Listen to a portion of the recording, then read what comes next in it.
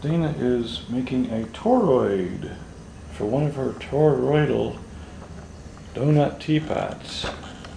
She starts off with a wedge and spins it down, and then brings it up and back down, gets it nice and uniform, and then makes a circle, pulling the middle out, a solid donut. Right. And then she digs her fingers in as it goes and hollows it out on the inside, quite thin, and then brings the edges very carefully together. And what you're looking at here is a very thin toroid, although some people just like the term donut. And it's not quite closed up yet, but I'm gradually easing it closed, hoping that it will completely close up. Looks like it's closed on one side now, but it's still got some unclosed areas.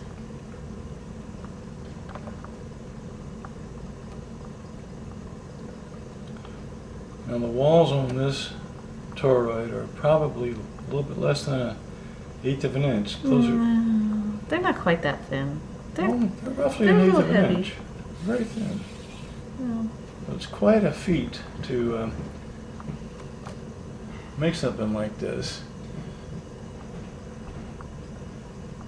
Who would have ever thunk that you could make a solid clay donut and then hollow it out, join Pretty it back neat. together, and make a Yeah. hollow donut, which Yeah. really has a overall density which is pretty light since it's that size and it's hollow. And now I use The darn thing would probably float if you didn't put a hole in it. a flexible metal rib Flexible metal rib. to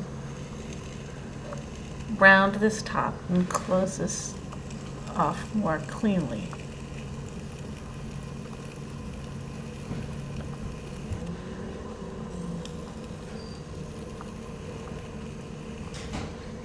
Actually flex the rib completely in the shape that I'm trying to make.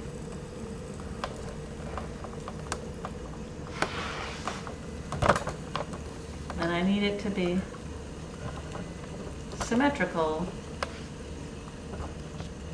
on all sides, so I'll trim the back of it once it's dry, because I need it to be symmetrical to make a teapot, because the teapot actually stands up and people see it from both sides. What'd you say? The teapot actually stands up and you see it from both sides. I thought maybe you wanted to look up this way, but I don't want to distract you. Hello, this is me making a teapot. Quite a teapot, we must say. Okay, and later So on, I'm doing a little trimming right now, but after it's dry, I'll flip it over and I'll trim it on the other side too.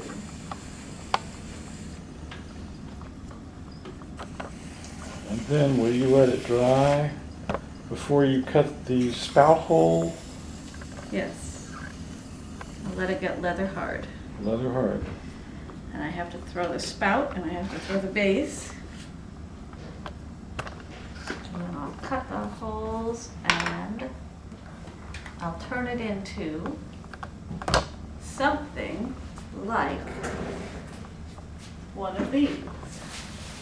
It certainly is helpful that we live near Spout Run, don't you think? Not that helpful. No? Now those are some handsome looking Can you see those? teapots. Yes, we can see those. Look at those little babies. They're That's pretty what- big babies, actually. Donut teapots.